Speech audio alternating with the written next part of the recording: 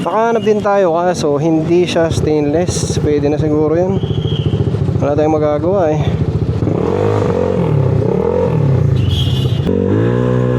So ibig sabihin, dahil napuputol yung mga bolts natin, hindi siya super aligned doon sa pasukan ng swing arm siguro, no?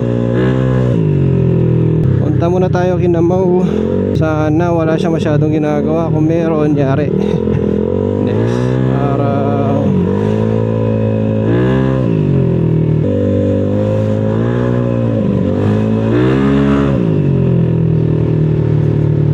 yun, eto na ulit tayo kina Bossing Momo, ang mekanikong kalbo.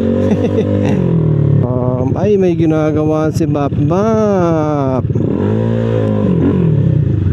Hugi na yan. Mark, naputulan tayo. Naputol na naman.